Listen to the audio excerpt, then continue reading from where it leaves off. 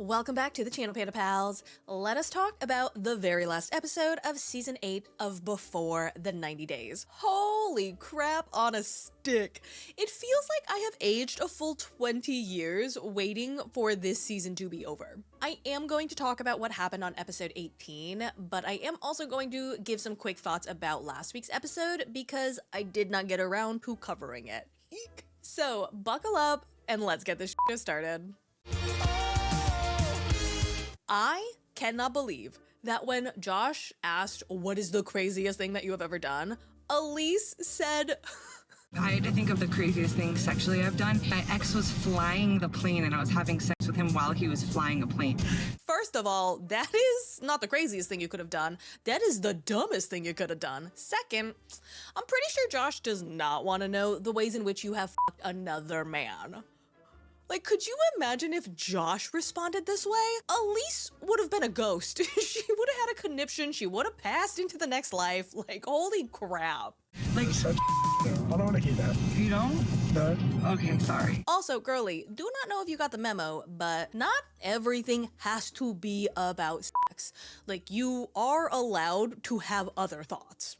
And the whole abseiling thing, when I first saw the previews for this episode, I kind of felt bad for Elise because she was freaking out. I'm done, baby. I'm so done. I can't do this anymore. I want to get home. I don't want to do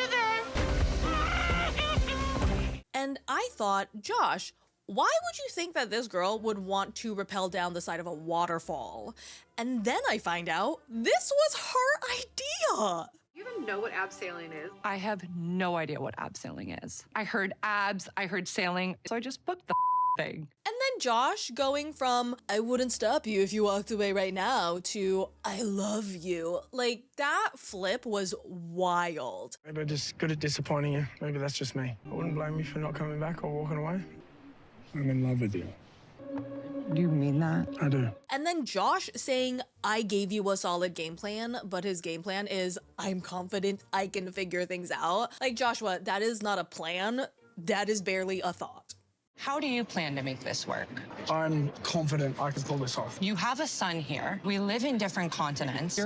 I believe that it will work in my eyes. Anyway, in this week's episode, it is the day that Elise is finally flying back to Miami, and she's crying her eyes out again because last night, Josh invited his friends to their rental for a party. 2 girls came over with a guy. They were out here all night partying. I tried to tell him, like, why are your friends here? Like, it's our last night. I'm leaving tomorrow. And he's like, I don't care. These are my friends. This is what I want to do. Josh does say that Elise said she was okay with it, but then later changed her mind. Even if she did say it was okay, why would you think that that was a good idea to have a party on her last night there?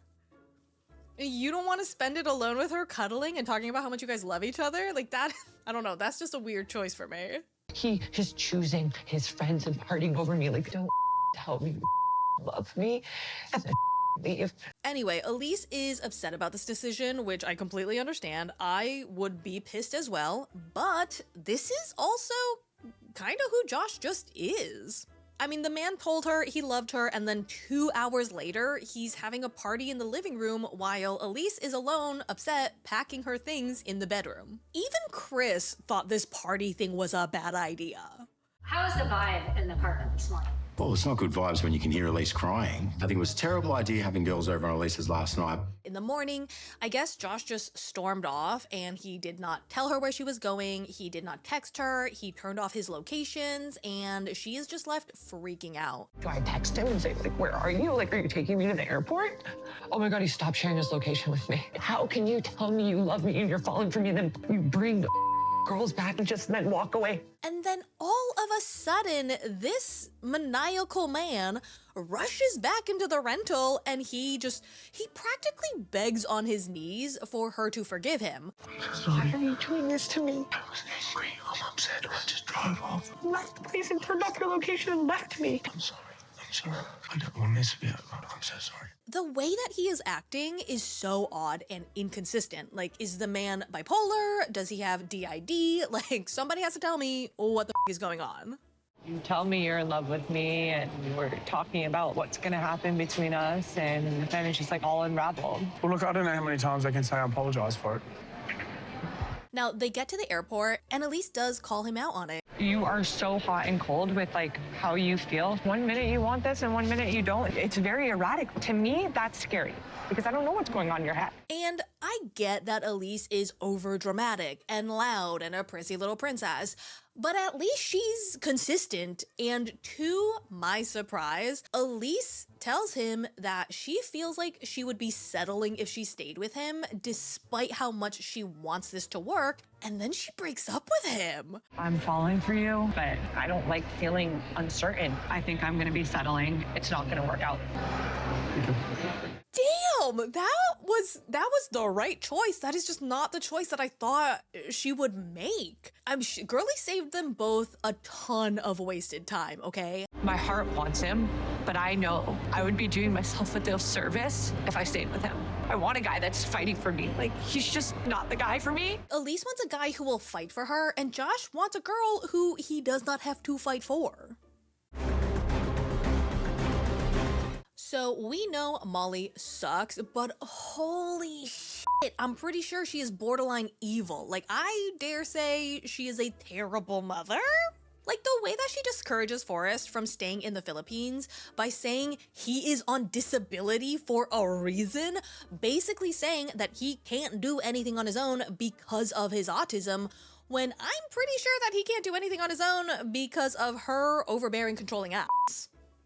You are living on daydreams. You've had one job in your life. You are on disability. I have to overcome my own challenges. Disability for a reason. I was so genuinely disappointed when Forrest agreed to go back to the US. Molly is never gonna stop trying to convince that man to leave her. She's probably gonna try to keep him jobless just so he has no option but to stay in the States.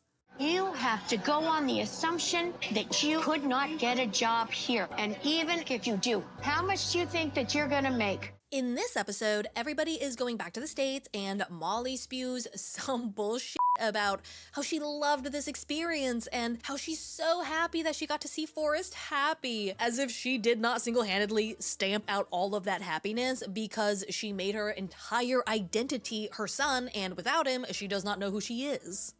I feel really good that I got to see Forrest happy. I know that they really truly love each other. It hurts me and breaks my heart to know that they might lose that. She says that she still doesn't trust Sheena because she's the best manipulator she has ever seen. And then she gives Sheena this big heartwarming hug saying, "Don't worry, we're gonna see each other again." And then she consoles her and she starts crying. Like, dude, bitch is so two-faced. I still don't completely trust Sheena. She still manipulates better than anybody I know. It's gonna be all right, okay? That is all I have for you today. I hope you enjoyed the video. If you are not subscribed yet, do your girlie a solid. Click that subscribe button. I will see you in the next one. Bye.